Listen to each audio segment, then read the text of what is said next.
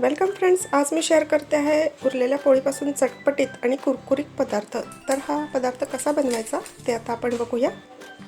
तर आहे ना कुरकुरीत आणि मस्त। तर आता बघूया रेसिपीकडे।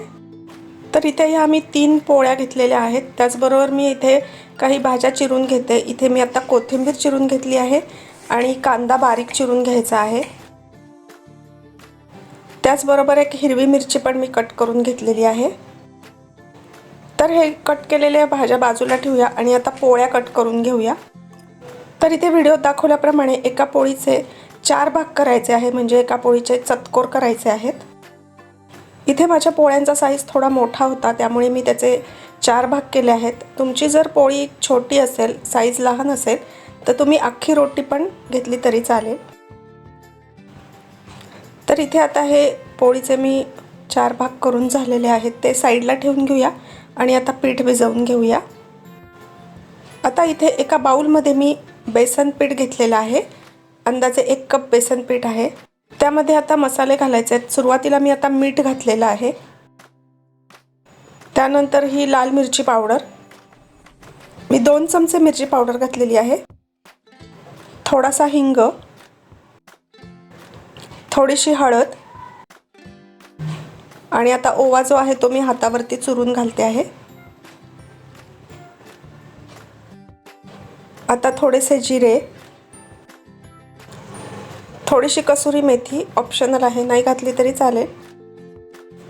आता यामध्ये घालायचं आहे कांदा कोथिंबीर। इथे सुरुवातीला मी कोथिंबीर घालते। बारीक चिरलेली हिरवी मिरची, आता बारीक चिरलेला कांदा घालायचा आहे। इथे तुम्ही अजून काही भाज्या घातल्या तरी पण चालेल, जसं की बारीक किसून बटाटा, गाजर, कोबी असं सुद्धा घालून ट्राय करून बघितलं तरी चालेल। आता हे कुरकुरीत होण्यासाठी मी 1 चमचा तांदूळाचं पीठ घालते। ते खरं मगाशीच घालायचं होतं पण राहिलंय।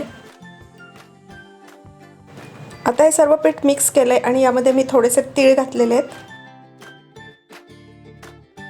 आता पुन्हा हे पीठ एकसारखं करून घेऊया आणि त्यामध्ये आता थोडं थोडं करून पाणी घालायचंय।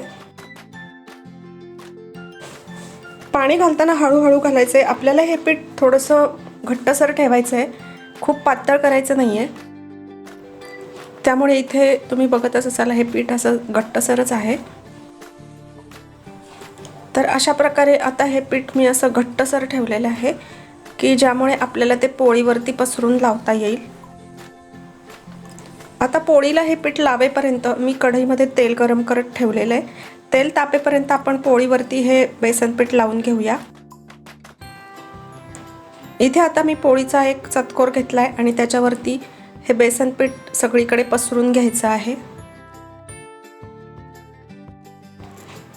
तर अशा पद्धतीने मी ते हाताने सगळीकडे व्यवस्थित पसरून लावून घेते आहे। बेसन पीठ जर जास्त पातळ झालं तर ती पोळी मऊ होते किंवा ओलसर होईल, त्यामुळे बेसन पीठ थोडं घट्टच ठेवायचं आहे। अजून एक मी चतकोर पोळीला पीठ लावून घेते। आता सगळ्या पोळ्यांना हे बेसन पीठ मी आधीपासून लावून ठेवणार नाहीये, नाहीतर पोळी काय होईल, मऊसर होईल आणि मग तळल्यानंतर ती कडक होणार नाही। म्हणून काय करायचंय की जेव्हा पोळी तळायला सोडू त्यावेळेला दुसरी पोळी पीठ लावायला घ्यायची आहे। इथे मी फक्त हे 2 चतकोरच आता बनवले आहेत आणि आता ते मी तेलामध्ये सोडलेलं आहे। आता हे पीठ लावलेला चतकोर जो आहे तो दोन्ही बाजूंनी चांगला कुरकुरीत होईपर्यंत तळून घ्यायचा आहे।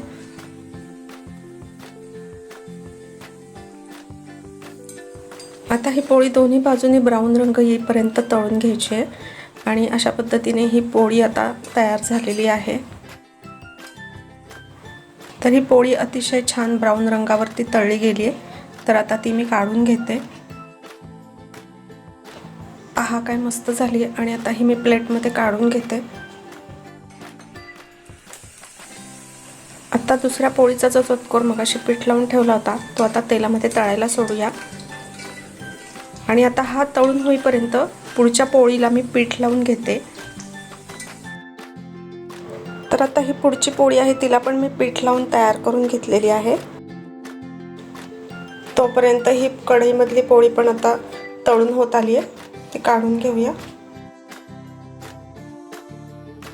तर ही कुरकुरीत बेसन रोटी आता तयार झाली आहे।